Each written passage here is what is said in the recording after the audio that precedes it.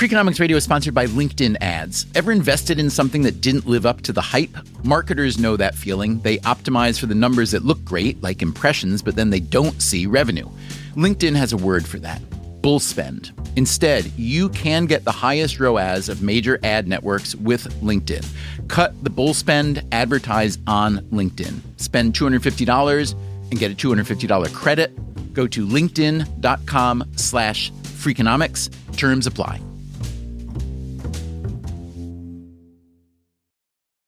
Freakonomics Radio is sponsored by Hotels.com. Hotels.com gives you access to hundreds of thousands of hotels worldwide.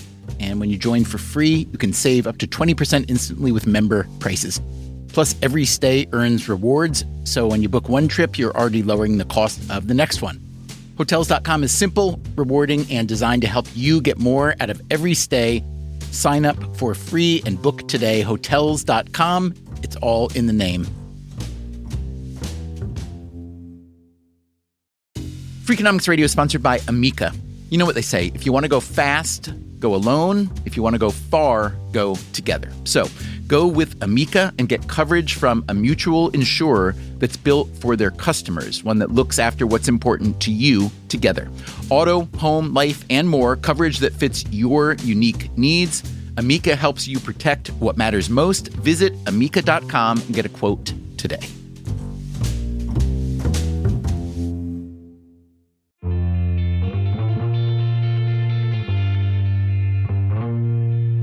Hey there, it's Stephen Dubner. Before we get to this week's episode, I'd like to tell you about a new spin-off project from our friend Jad Abumrad, who hosts Radiolab. If you've heard Radiolab, you know that Jad has an interest in powerful stories and sonic adventures, so you might want to check out his new podcast. It's called Unerased. It's about conversion therapy, a treatment that's billed as a way of turning gay people straight. You may know it as the Pray Away the Gay treatment. It's been tried on more than 700,000 people. Jad speaks with historians, psychologists, and theologians about the roots of the practice, what it entails, and why it continues to attract proponents, even though the research literature suggests it is not efficacious. Whether it's desirable, of course, is a separate matter. The first episode features Garrett Conley, who was sent for conversion therapy when he was 19. He wrote a memoir about that experience called Boy Erased. So please check out the new Unerased podcast from Jad Abumrad, wherever you get your podcasts. Now, before we get on to this week's episode of Freakonomics Radio, a quick note about our previous episode, number 355, which was called Where Does Creativity Come From? In a section about the Chinese artist and activist Ai Weiwei, we noted that Weiwei had been kidnapped and jailed in 2011 by the Chinese government. We also noted that he had been, quote, charged with subversion of state power. But, in fact, he wasn't officially charged with any crime, which meant his imprisonment was even more punishing, as he was detained without access to lawyers or family. We regret the error. Since it was pointed out to us shortly after we released the episode, we were able to correct the error and republish the episode immediately, so there's a good chance you never heard the error, but if you did, we wanted to let you know.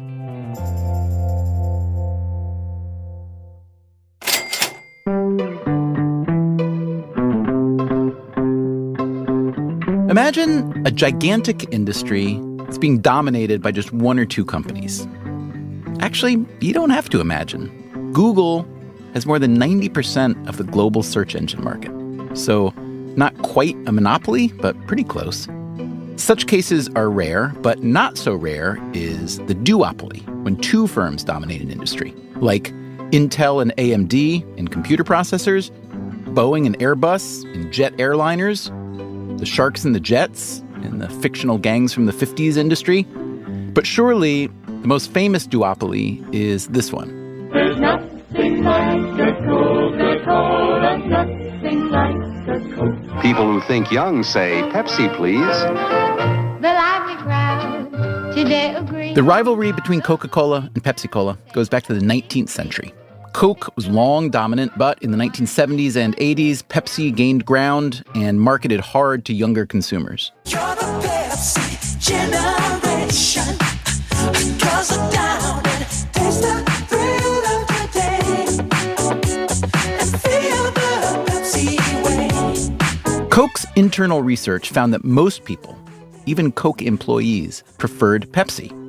In 1985, they abandoned their classic recipe in favor of New Coke, which tasted more like Pepsi. This did not work out so well. I'm Don Keogh, president of the Coca-Cola Company. When we brought you the new taste of Coke, we knew that millions would prefer it, and millions do. What we didn't know was how many thousands of you would phone and write asking us to bring back the classic taste of original Coca-Cola. Coke eventually got rid of New Coke altogether. And despite the flip-flop, or maybe because of it and the attendant free media, in any case, Coke regained the top spot. Today, even as soda consumption falls, the rivalry rages on, with both companies adding juices, teas, and waters to their portfolios. You can afford to make those big acquisitions when you've got a ton of cash on hand, when you're one of just two companies sharing a huge market. And there's another advantage to being half of a duopoly: self-perpetuation. This was covered pretty extensively in the media during the so-called Cola Wars. The, quote, war is good for both of them. I believe that Coke and Pepsi together, this cola war they've been in for decades now, actually help each other sell an awful lot of product. There are plenty of reasons why duopolies exist, and they're not necessarily all sinister.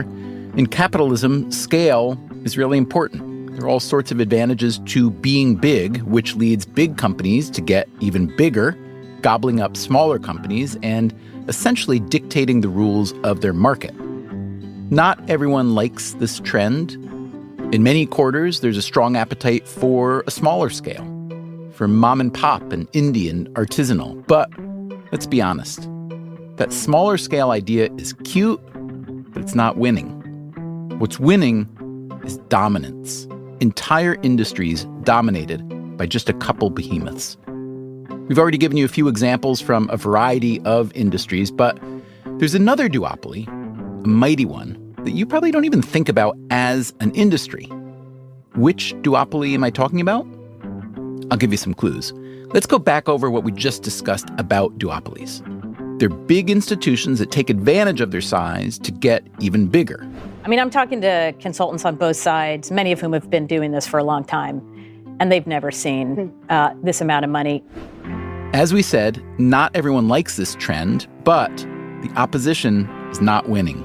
I'd like to see more competition. Competition makes a better product. And this leaves an entire industry run by just two behemoths. Ladies and gentlemen, my mother, my hero, and our next president. And I could not be more proud tonight to present to you and to all of America my father and our next president, Hillary Clinton. Donald J. Trump. Does it surprise you to hear our political system characterized as an industry? It surprised this guy. Absolutely never thought of it in those terms. And that's Michael Porter, the world-famous business strategist. And at the core of it is what we call the duopoly. Comparing our political system to something like Coke and Pepsi? That can't be right, can it? No, Porter says. It's worse than that. Coke and Pepsi don't control their market nearly as fully as the Republicans and Democrats do. So you see, even in soft drinks, we have a lot of new competitors. Even though Coke and Pepsi are so big, they don't truly dominate. Indeed, Coke and Pepsi only control about 70% of the soft drink market. At least they've got the Dr. Pepper Snapple alliance to worry about. Whereas Republicans and Democrats, you can take all the libertarians and independents, the Green Party, Working Families Party, the American Delta Party, the United States Pirate Party, which is a real thing. You add them all together, and they're not even close to Dr. Pepper. For decades, we've been hearing from both sides of the aisle that Washington is broken. Washington is broken. Washington is totally broken. This system is broken. It's not working. Washington is not working. Washington right now is broken. Mr. Speaker, Washington is broken. But what if the Washington is broken idea is just a line? I like to teach the world to sing. Maybe it's even a slogan that the industry approves. Yeah. What if they're just selling and we're buying? What if it's not broken at all? The core idea here is that Washington isn't broken. In fact, it turns out that Washington is doing exactly what it's designed to do. Today on Freakonomics Radio, is Washington really an industry just like any other? How'd it get that way, and what's it mean? And, oh yeah, it's election season in America. Don't forget to vote. Keep it company. It's the real thing.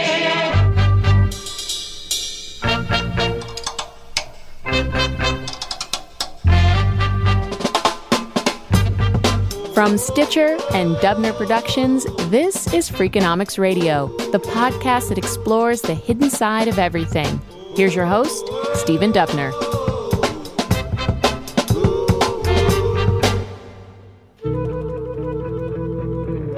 Once upon a time, there was a dairy products company in Wisconsin called Gale Foods, G-E-H-L. My name is Catherine Gale. Catherine Gale was the CEO of the company. It had been founded well over a century earlier by her great-grandfather. For years, Gale Foods sold the standard dairy items, butter, milk, ice cream. In the 1960s, they got into pudding and cheese sauces. And more recently, Gale Foods kept keeping up with the times. High-tech food manufacturing. Meaning low-acid, aseptic processing and packaging using robots, which creates shelf-stable foods without the use of preservatives. The process is also useful for products like weight loss shakes and iced coffee drinks. Under Catherine Gale, Gale Foods had more than 300 employees and was doing nearly $250 million a year in sales, but there were a lot of challenges. Why?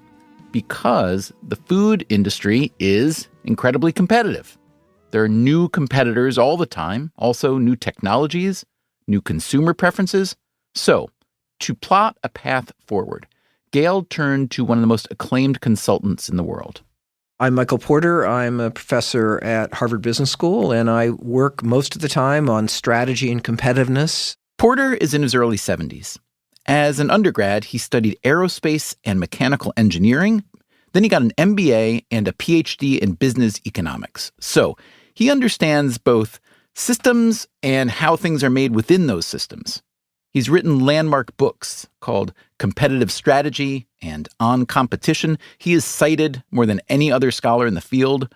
He's best known for creating a popular framework for analyzing the competitiveness of different industries. The framework that I introduced many years ago sort of says that there's these 5 forces. These 5 forces help determine just how competitive a given industry is. The 5 forces are the threat of new entrants, the threat of substitute products or services, the bargaining power of suppliers, the bargaining power of buyers, and rivalry among existing competitors. We're not there yet, but if you want to jump ahead and consider how these forces apply to our political system, I'm going to say them again. The threat of new entrants, the threat of substitute products or services, the bargaining power of suppliers, bargaining power of buyers, and rivalry among existing competitors. Anyway, you can see why someone like Catherine Gale, the CEO of a century-old food company, might want to bring in someone like Michael Porter to figure out what to do next. It was a classic business strategy exercise. Now, Gale, in addition to her family business, had another abiding interest, politics. Yes, I've certainly moved around in the partisan classification. During high school, she was a Republican. Over time, she drifted left. My daughter, actually, when she was 6, came to me and said, "Mommy, I think I'm a Republican or maybe a Remocrat." And I think that gives a good sense of where things are at in our household. In 2007, Gale joined the National Finance Committee of Barack Obama's presidential campaign. She became one of his top fundraisers. A couple years after Obama was elected, Gale joined the board of a government organization called the Overseas Private Investment Corporation, which helps U.S. firms do business in emerging markets. And I was paying a lot of attention to what was happening in Washington, D.C. And Gale did not like what she saw in Washington, D.C. She didn't like it one bit. It became really clear to me that this fight was not about solving problems for American people. This fight was about one party beating the other party, and that the parties were more committed to that than to actually solving problems or creating opportunities. Eventually, I understood that it didn't matter who we elected. It didn't matter the quality of the candidates. And so once it became clear to me that it was a systems problem, I switched from investing my time in searching for the next great candidate and turned an eye to the fundamental root cause structures in the political system that pretty much guarantee that as voters, we are perpetually dissatisfied. So she started raising money for nonpartisan organizations working toward political reform. And one of the things that became clear is that there was no thesis for investment in political reform and innovation. In other words, people didn't want to give money to nonpartisan organizations working toward political reform. They only wanted to give money to political parties and their candidates. In fact, Katherine Gehl found that potential donors had a hard time believing that such a thing as nonpartisan political reform even existed. That's how conditioned they were to seeing the political system through a two-party lens. It was around this time that Katherine Gehl began meeting with Michael Porter.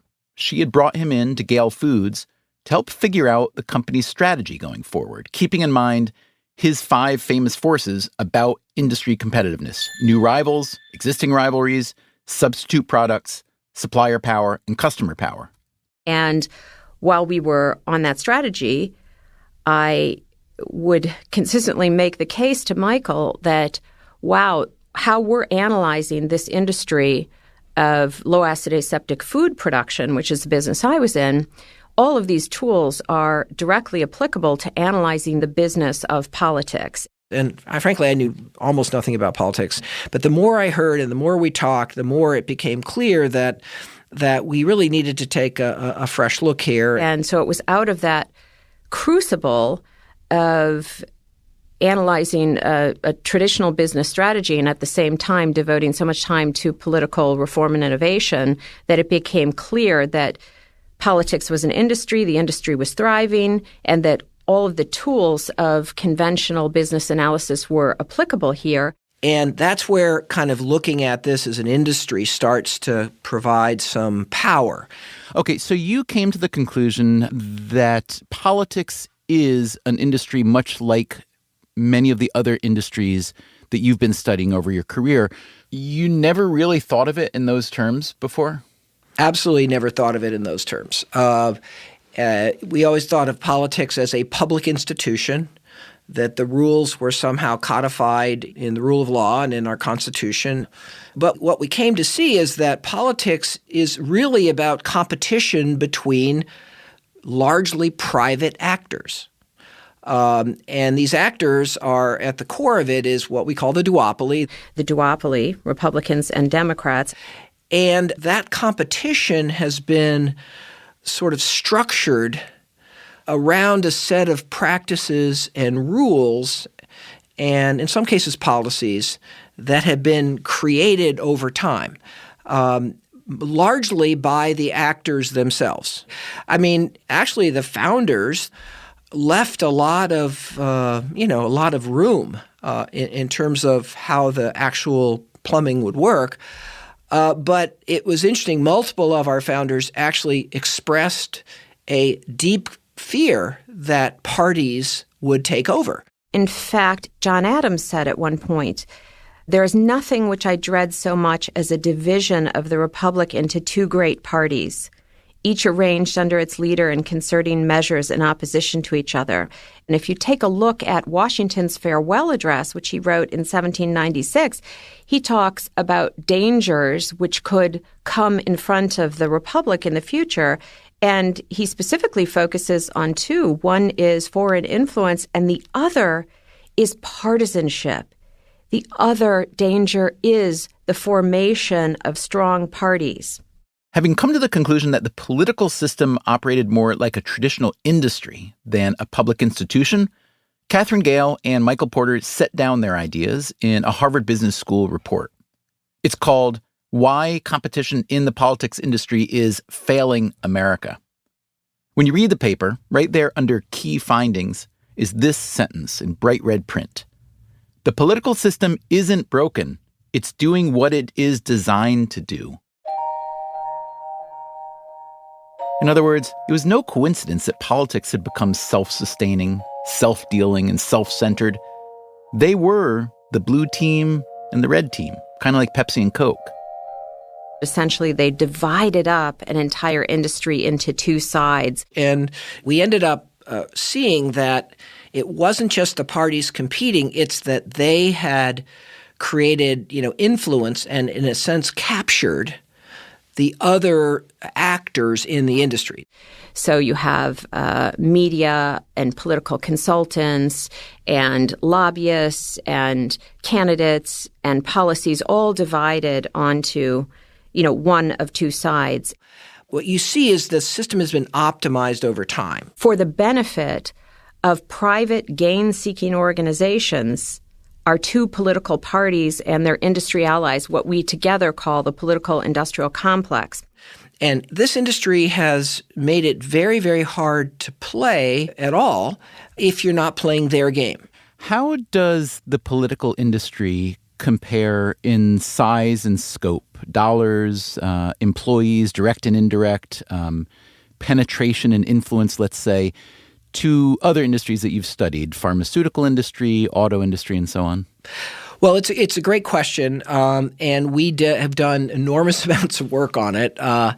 It turns out to be very difficult to get what I would call a completely definitive and comprehensive answer. We estimate that in the most recent 2-year election cycle, the industry's total revenue was approximately $16 billion. This is not the biggest industry in the economy, but it's substantial.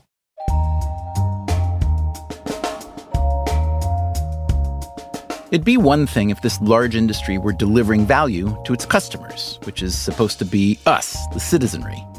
But Gale and Porter argue the political industry is much better at generating revenue for itself and creating jobs for itself while treating its customers with something close to disdain. Kind of like the cable TV industry on steroids.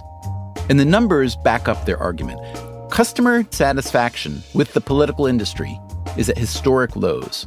Fewer than a quarter of Americans currently say they trust the federal government. In terms of popularity, it ranks below every private industry. That includes the healthcare and pharmaceutical industries, the airline industry, and, yes, cable TV. Generally, in industries where customers are not happy and yet the players in the industry are doing well, you'll see a new entrant. You'll see a new company come into business to serve those customers. A new company like Netflix or Hulu or Amazon Prime or Sling TV or, well, you get the point. So in today's world, we have the majority of voters say in polls that they would rather have an independent. So, in a normal industry, you'd have a whole new competitor coming up that was about independence, to serve that unmet need. And yet in politics, we don't see any new entrants other than, Democrats and Republicans. So why is that? Well, it turns out that our political parties work well together in one particular area.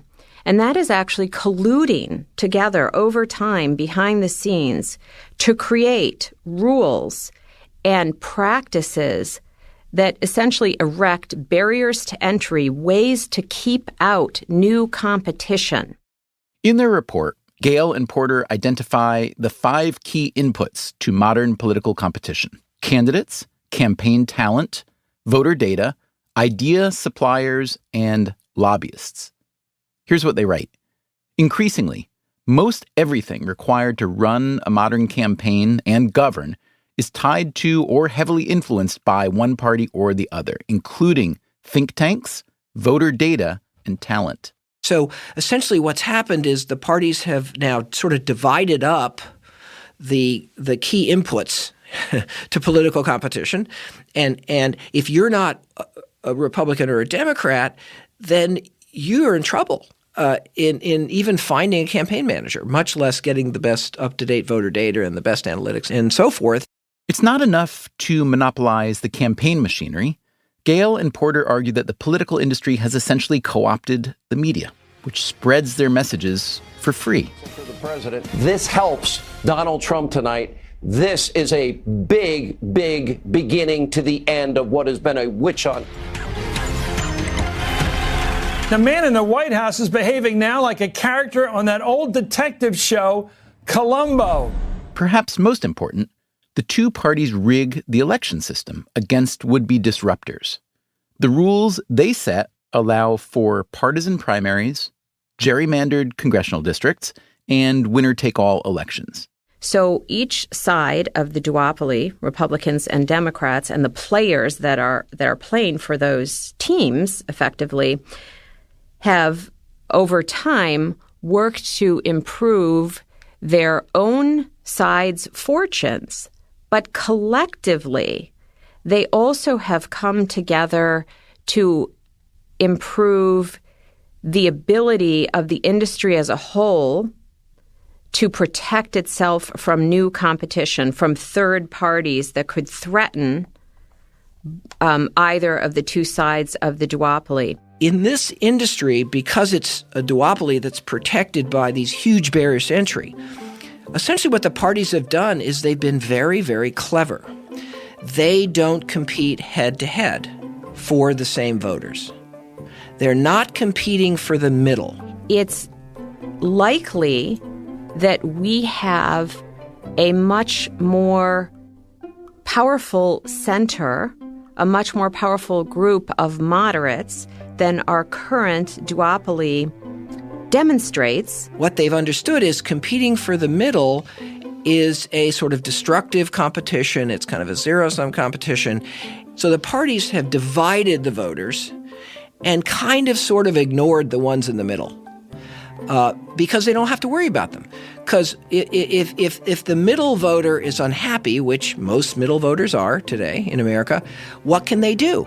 The only thing either party has to do to thrive, to win the next election, is to convince the public that they are just this much less hated than the one other choice that the voter has when they go to the ballot, which means that gives those two companies, essentially the Democrats and the Republicans, the incentive to prioritize other customers. And their target customer on each side is the special interest and the partisans, and they get a lot of resources and a lot of campaign contributions and massive amounts of lobbying money to try to get their, support with whatever those partisan or special interest needs are. There is now an entire industry of politics that moves forward independent of whether that industry actually solves problems for the American people. So what's happened is that the moat or the barriers to getting into this industry and providing a different type of competition have been built to enormous heights, which has allowed the parties to structure the nature of the rivalry among themselves in a way that really maximizes their benefit to them as institutions, but doesn't actually serve the public interest. Well, that's depressing, isn't it? Insightful, perhaps, but depressing nonetheless. So, do Catherine Gale and Michael Porter have any bright ideas for tackling this problem? Yes. Yes. Yeah. Oh, yeah. Oh, my God. That's coming up right after this.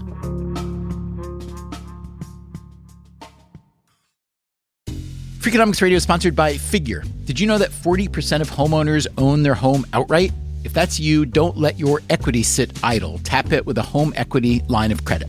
Figure, the #1 non-bank HELOC lender in the U.S., helps tap equity you've built in your home so you can do things like tackle a renovation or pay down debt.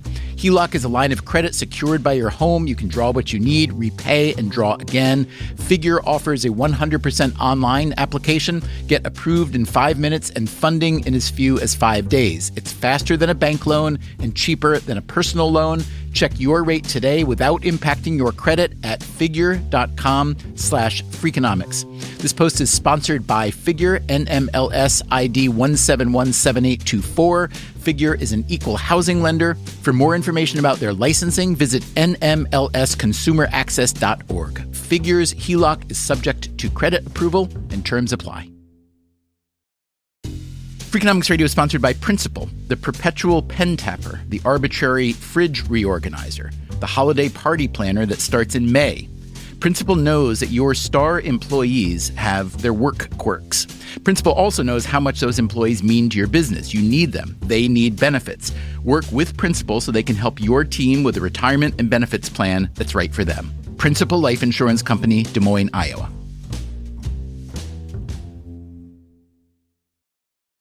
Freakonomics Radio is sponsored by PNC Bank. Boring. Great word, bad rep. Yet time and time again here at Freakonomics, we find that when something culture-changing happens, boring things like calculations and careful planning are usually behind it. Which begs the question, why not apply it to other aspects of life, like banking, for example? Well, PNC Bank did since its inception, proving time and again that the best banking strategy isn't the exciting type, but the steady, reliable, definitely not YOLO type. PNC Bank, brilliantly boring since 1865. Brilliantly boring since 1865 is a registered mark of the PNC Financial Services Group, Inc. PNC Bank, National Association, member FDIC.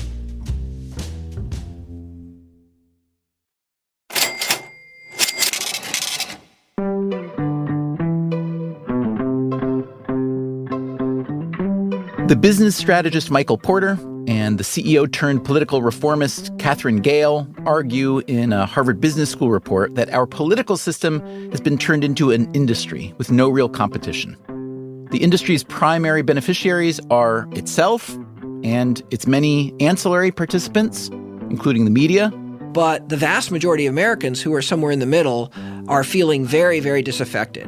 The lack of vigorous competition, they argue, has allowed the Democrats and Republicans to carve out diametrically opposed political bases, fairly narrow and extremely partisan. So years ago, we created partisan primaries in order to actually take the selection of a candidate out of this quote-unquote smoke-filled back room and give the selection of the party candidate choice to citizens. So that was designed to give more control to citizens. It turns out it has had a very deleterious effect on competition and has increased the power of the parties.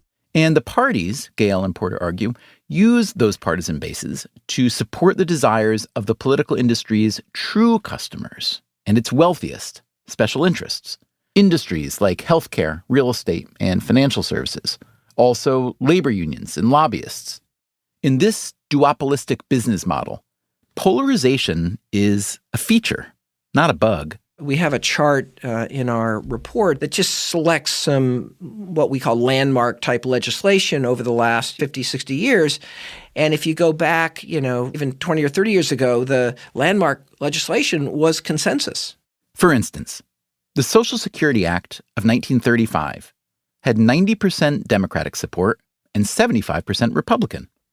The Civil Rights Act of 1964 had 60% Democratic support and, again, 75% Republican. Now, for the last decade or two, that's been the opposite pattern. The only way landmark legislation gets passed is one party has enough votes to pass that by itself. The Affordable Care Act, also known as Obamacare, was passed in 2010 with 0 Republican votes in Congress. President Trump's 2018 tax reform bill, 0 Democratic votes. So your diagnosis suggests that this industry serves itself incredibly well. It suggests that it serves us, the citizenry, really poorly. And it also suggests that more competition would improve the industry, as it does in just about every industry. But just having, more competition in parties doesn't seem to be the answer alone. I mean, there are plenty of multi-party political systems around the world that have similar cases of dysfunction and corruption and cronyism like ours. The UK comes to mind. Israel comes to mind. So how direct a step or direct a, prescription would that be? Well, I think in our system in particular, where we have only 2, and they have been able, through the set of choices we've described, to actually set up the rules of competition. that reinforce their, partisan competition, dividing voters and so forth. More competition, I think, would be, incredibly valuable, but it has to be a different kind of competition. It can't be just another party that's going to split our electorate into 3 partisan groups. And so in our work, we focus on what would it take to make the competition less about dividing the voters, and how could we make the competition more around building up more choices for voters that were more about solutions. By the way, let me be clear. We're not against parties per se. What we're against is the nature of the competition that our existing, dominant parties have created. Let me ask you this. When you suggest that these rules were carefully constructed, I guess if I were thinking about something other than politics, the first thought that would come to mind then is, well, collusion, right? If I can be one member of a duopoly, I actually hate my rival much less than I hate the idea of anybody else who would interrupt that rivalry, because we're splitting the spoils now. Do you have any evidence of collusion between the parties to create a system that essentially keeps the rest out? Well, first of all, that is the right word. It is collusion. And there's probably a legal definition of collusion, which I don't know. I'm not a lawyer. But the effect is exactly the same. The parties have agreed on a set of rules that benefit the duopoly and preserve this nature of competition. You can really put rules into a number of buckets. There's kind of legislative machinery, as we call it, which is how the Senate and the Congress are run, and then there's the election rules having to do with what is the primary process like, and what does it take to get on the ballot as an independent, and the various campaign finance stuff that surrounds elections. Has anyone ever considered filing, whether in earnest or not, an antitrust suit against the Republicans and Democrats? Stephen, that's a great question. I have. We've actually had a significant effort to see if that's feasible, what the law is, looking at the antitrust statutes. But this is absolutely what antitrust policy is all about. It's creating, open, effective competition that serves the customer and the public interest. And this industry cries out for that. All right. So in the report, you discuss the many advantages the two parties have. And I think we all recognize that, there's real power in size and there's leverage, especially when you're making your own rules for your own industry. And you write that, they use those advantages to retain control and to constrict competition and so on. But it strikes me that Donald Trump really got around a lot of those advantages. So you write that the parties, quote, control the inputs to modern campaigning governing, but he didn't rely on that, really. You wrote that the parties co-opt channels for reaching voters, but he kind of co-opted or maybe took advantage of his own channels, including free media and his own social media accounts. You write that the parties, quote, erect high and rising barriers to new competition. But in the case of Trump, his own party tried as hard as they could to erect the highest barrier and couldn't keep him out. And so on those fronts, it would strike me that the parties failed to constrict a certain competitor. So I don't know how you personally feel about President Trump, but according to those advantages and his end run around them, it would sound as though he is at least one example of the solution to the problems that you're describing. Well, yeah, I think that is definitely a good question, and we must take that on. I would say a couple of things. First of all, the best choice that President Trump made was to run in a party. He had to pick one side of the duopoly because he knew he couldn't win as an independent, and he had actually explored running as an independent in previous years, but that in the current system is not seen to be a winning strategy. The other thing I would say about him was that he had resources. In the end, he didn't have to use that many of them. But in a sense, he could almost have self-financed, and he was appealing to a certain subset of the partisans, maybe a somewhat neglected subset of the people on the right. And he had a very strong existing brand identity. So he was able to, get a lot of recognition and coverage without having to spend that much on advertising. He represents a personality-driven campaign within a party, but we don't believe that he represents fundamentally transforming the structure of competition in the industry. But the real thing that I think, everybody has to understand is that in modern politics, the parties are more powerful than the president. And Donald Trump has gotten very little done. He's achieved no compromise, and his signature success got 0 Democratic votes. And the game hasn't changed. So far, Trump is just the third in a row president that may have said that he was going to do things differently and cut across lines and all that kind of stuff. But frankly, he didn't. Obama didn't. And President Bush didn't.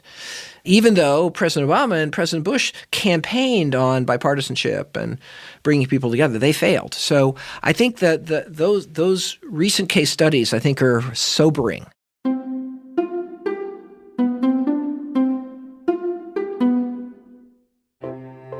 We should note that some political scientists argue that Gale and Porter's analysis of party power has it backwards. These scholars say our political system is in bad shape because the parties have gotten weaker over time. They argue that stronger parties could help beat back special interests and produce more compromise and moderation. You want some interesting evidence for this parties are weak argument? Think back to the 2016 presidential election. You had one national party, the Democrats, that tried as hard as it could, to the point of cheating, essentially, to pre-select its candidate, Hillary Clinton, who then lost.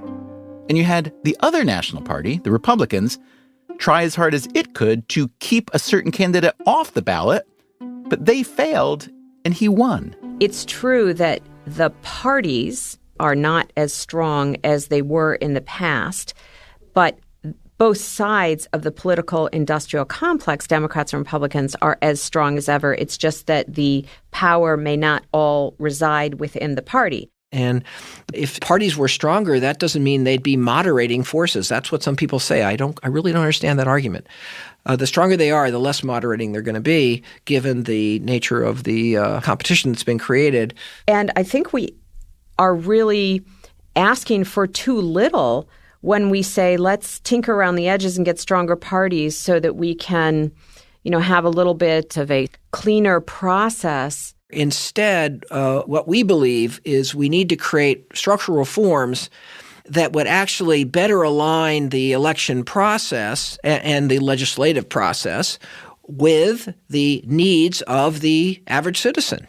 All right, so you've diagnosed the problem in a really interesting and profound way by overlaying a template that's more commonly applied to firms, to the political industry. And of course, it theoretically leads to a different set of solutions than we've typically been hearing. So then you discuss, I guess, 4 major solutions. Let's go through them point by point. Number 1, you talk about restructuring the election process itself. Give me some really concrete examples of what that would look like. And I'd also love to hear whether you do see some evidence of these examples happening, because it does seem there has been some election reform in states and regions around the country. Yes. Well, when we think about reform, we have to think about really 2 questions. Number 1, is a reform powerful? Will it actually change the competition? And a lot of what people are proposing now is actually not going to make much difference. So term limits are a great example.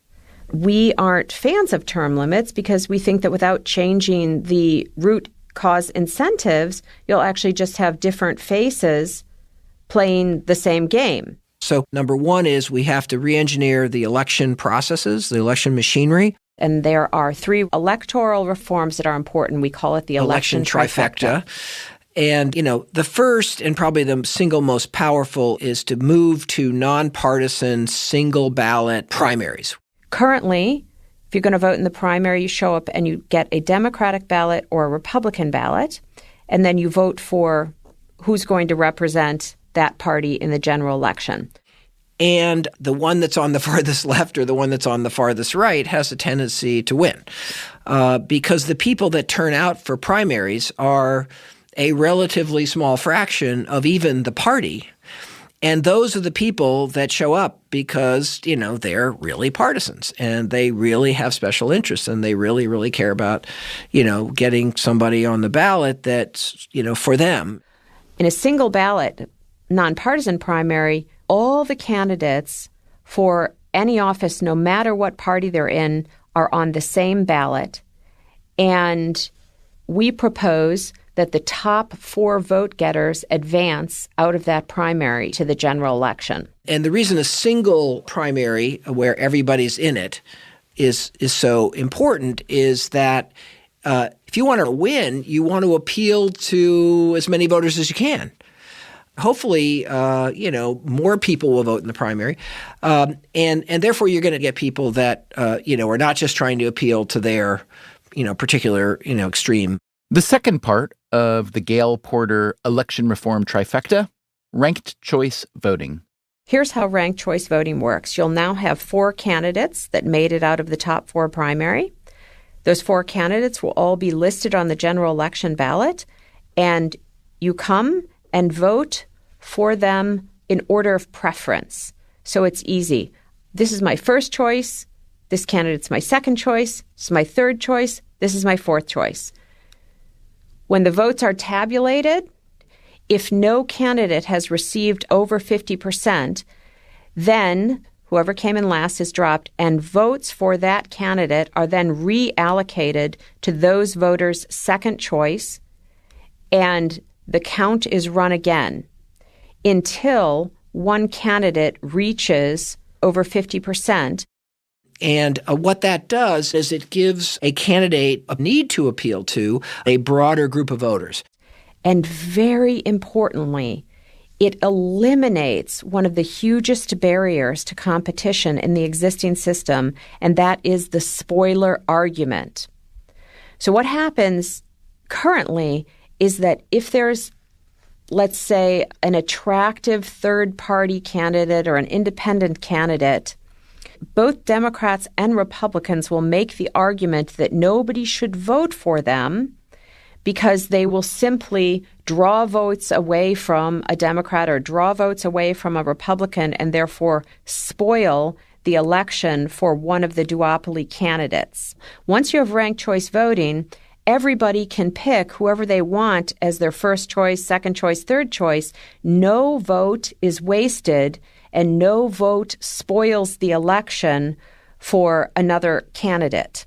And then the last part of the trifecta is nonpartisan redistricting. Gerrymandering has to go. Essentially, when parties control drawing the districts, they can draw districts that will be more likely to tilt in favor of their party, and they can end up having a disproportionate number of quote-unquote safe Republican seats or safe Democratic seats by the way that they draw the districts, and we want to make that go away.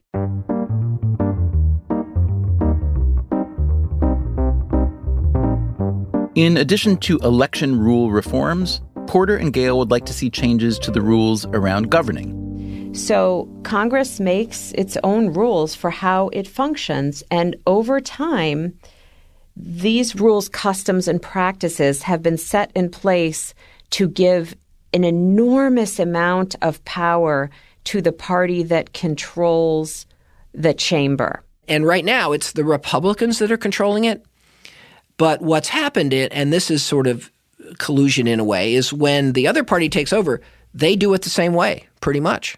So we propose moving away from partisan control of the day-to-day legislating in Congress and also, of course, in state legislatures as well. The third leg of their reform agenda is about money in politics. But their analysis led them to a different conclusion than many reformers.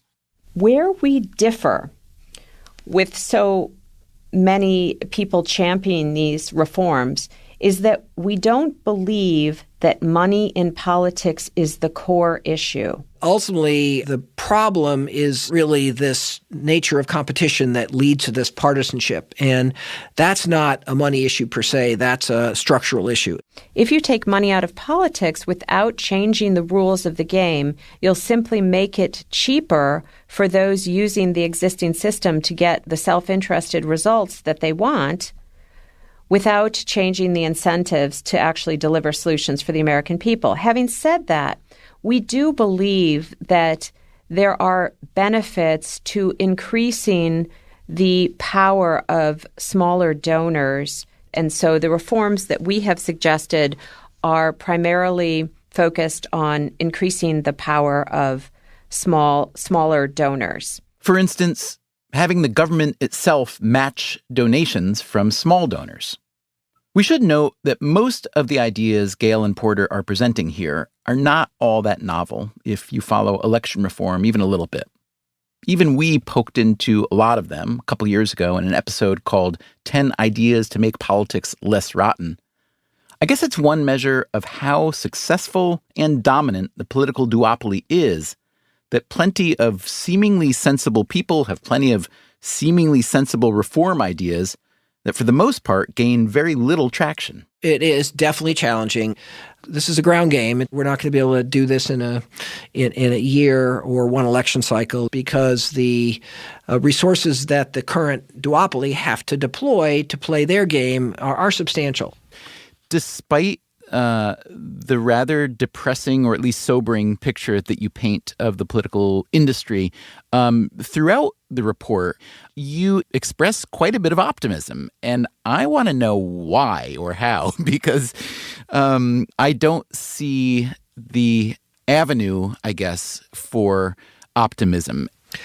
Well, I do think we have a basic optimism. We have no sense that it will be easy to change the rules of this game for a whole variety of reasons. But the good news is we've had some progress.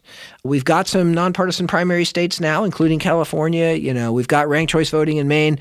I think what seems to be building in America is a growing appetite and a growing recognition that this isn't working for our country. And I think the younger generation, millennials, are particularly outraged and concerned and open to, all kinds of new ideas. But I think it's going to take time. The most exciting strategy in this area that we champion is a strategy put forth by the Centrist Project. And full disclosure, I'm on the board of the Centrist Project. It's now actually called Unite America. And this is the Senate fulcrum strategy. So here's the idea.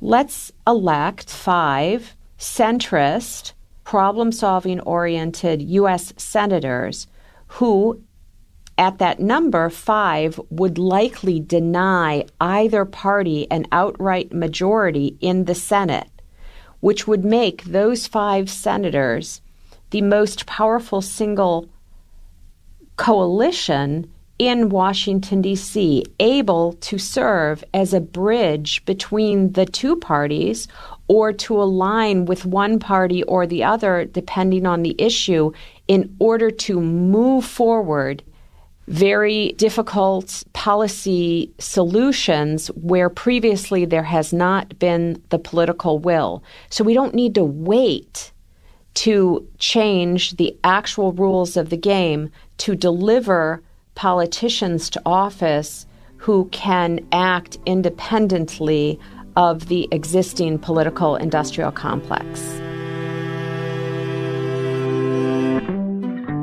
So that's an interesting idea, seemingly sensible, maybe even viable. But this whole conversation got me thinking. If our political system really operates like an industry, as Catherine Gale and Michael Porter argue, maybe it should be treated like one. In most industries, good products and services are rewarded, weakness and incompetence are punished. Catherine Gale, coming from the cutthroat food industry, surely knows this firsthand. There's constant pressure to modernize, to optimize, to fight off old rivals and new.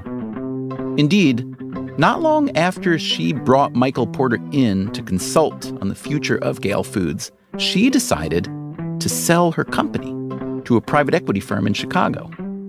Why? "I absolutely loved running that company," she wrote to us later. "But life is short, and I had other things I was also passionate about. I wanted the company to be in the best position to succeed, and so I focused on professionalizing the company and developing a long-term strategy that took into account a changing competitive landscape." And that got me thinking, maybe there's some private equity firm out there who'd like to modernize a certain political party or two. Any buyers out there? If you're too shy to approach the Democrats or the Republicans directly, drop us a line, radio@freakonomics.com. We'll get things moving. Meanwhile, coming up next time on Freakonomics Radio, it's been a while since our Secret Life of a CEO series, but recently we got to sit down with the Ford Motor Company's Jim Hackett. Okay, so if I'm looking at your resume, I'm not seeing CEO of an auto firm. Oh, God, you and me both. Most CEOs we've interviewed told us about their challenges and dramatic turnaround efforts long after the fact. Hackett and Ford are in the middle of it right now. They did close under $9 a share for the first time in 6 years. What's going on with Ford? How does Jim Hackett plan to turn things around? It's beyond vehicles to transportation and actually a transportation operating system. Can a traditional manufacturing company really turn itself into a tech company? Aren't there a lot of tech companies already succeeding in that space? Is Hackett's idea for Ford a brilliant repositioning or a desperate grab for relevance? Well, there's a long answer to that. And you'll hear it next time on Freakonomics Radio. Freakonomics Radio is produced by Stitcher and Dubner Productions. This episode was produced by Greg Rosalski with help from Zach Lipinski. Our staff also includes Allison Craiglow, Greg Rippin, Alvin Meleth, and Harry Huggins. We had help this week from Nellie Osborne, and special thanks to a Freakonomics Radio listener, Kyle Watson, for bringing the Porter Gale paper to our attention. Our theme song is Mr. Fortune by the Hitchhikers. All the other music was composed by Luis Guerra. You can subscribe to Freakonomics Radio on Apple Podcasts or wherever you get your podcasts. The entire archive is available on the Stitcher app or at Freakonomics.com, where we also publish transcripts, show notes, and more. If you want the entire archive ad-free, plus lots of bonus episodes, go to StitcherPremium.com/Freakonomics. We can also be found on Twitter, Facebook, and LinkedIn, or via email at radio@Freakonomics.com. Freakonomics Radio also plays on most of your better NPR stations. Check your local station for details. As always, thanks so much for listening.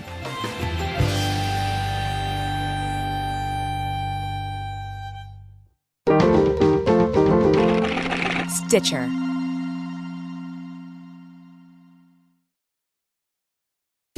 Freakonomics Radio is sponsored by Ozempic. Innovation happens through rethinking what's possible, and when it comes to GLP-1s, Ozempic pill does just that. Learn more about Ozempic semaglutide tablets, 4 and 9 milligrams, by calling 1-833-OZEMPIC or visit Ozempic.com to view the medication guide and ask your doctor what's possible with FDA-approved Ozempic pill.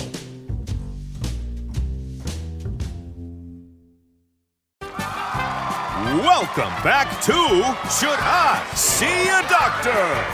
Contestant, you're camping when a rash appears on your leg. Do you A, ignore it, B, frantically search the internet, or C, use telehealth through Walmart? Telehealth through Walmart? Who knew? Oh, I'm going to say C, Walmart. Correct. Walmart can connect you with 24/7 virtual medical care. You genius, you. Well, I can fold a fitted sheet. Walmart. Who knew? Telehealth services offered by third-party providers. Restrictions and fees may apply. Breathe in. Feel the sense of calm that comes from having up to $300 in overdraft protection with Go2 Bank. Now... Did you say $300? Yes. Now, back to our breathing. So if I overspend my balance, Go2 Bank has my back up to $300? Yes. Can we breathe out now? Less worries, more zen with over $300 in overdraft protection. Tap to open an account today.